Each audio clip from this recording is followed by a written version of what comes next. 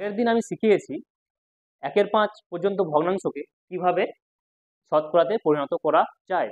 আজ আমরা শিখব 1/6 থেকে 1/10 পর্যন্ত ভগ্নাংশকে কিভাবে আমি শতকরাতে পরিণত করব।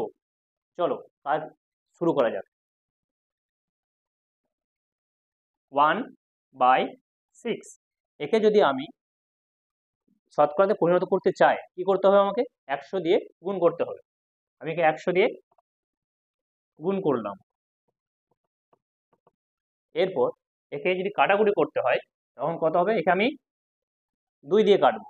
2 3 6, 2 50 100। অতএব এর পার্সেন্টেজে মান বেরোবে 16.2/3%। একে অন্য আরেকভাবে লেখা যায়, যা হলো 16.66%। এরপর আমরা করব 1-এর সাথের মান। 1-এর সাথ একে পুনরায় পার্সেন্টেজে পরিণত করার জন্য একে আমাকে পুনরায় কি দিয়ে গুণ করতে হবে? 100 দ্বারা গুণ করতে হবে।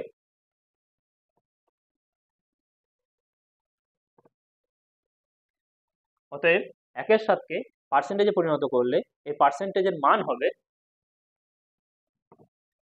14.2/7%।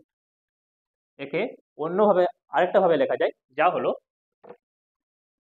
14.28%। এরপর আমরা বের করব 1-এর আটের মান।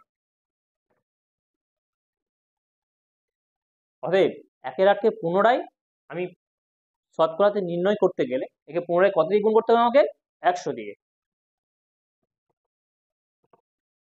আমি একে 100 দিয়ে গুণ করলাম।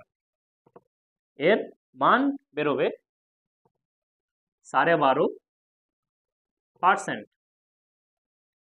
অতএব আমি বলতে পারি 1-এর আট সমান হলো 12.5%। একে আমি 12.5% হিসেবেও লিখতে পারি। এরপর আমরা বের করব 1-এর 9-এর মান। সেম ভাবে যখন আমি কি করব, 1-এর 9-কে আমি পুনরায় শতকরাতে পরিণত করব, ওই জন্য কি দিয়ে গুণ করতে হবে? 100 দিয়ে গুণ করতে হবে। যদি গুণ করা হয় একে 100 দিয়ে, এর মান বেরোবে 11.1/9%। অতএব একে যদি আমি আরেকটা ভাবে মান লিখতে চাই, দশমিকে যদি আমি এর মান লিখতে চাই, এর মান হবে 11.11%। এরপর আমরা বের করব 1/10-এর মান। একইভাবে বের করবো এর মান। আমরা কি করতে হবে? 1-10কে আমি যখন কি করব, এই ভগ্নাংশকে আমি কি করব? শতকরাতে পরিণত করব। শতকরাতে পরিণত করার জন্য কি করতে হবে? আমাকে পুনরায় 100 দিয়ে গুণ করতে হবে। সেই জন্য আমি পুনরায় একে 100 দিয়ে যদি গুণ করা হয়, এর মান বেরোবে 1/10-এর মান বেরোবে 10%। অতএব আমি এটা বলতে পারি 1/10 সমান হচ্ছে 10%।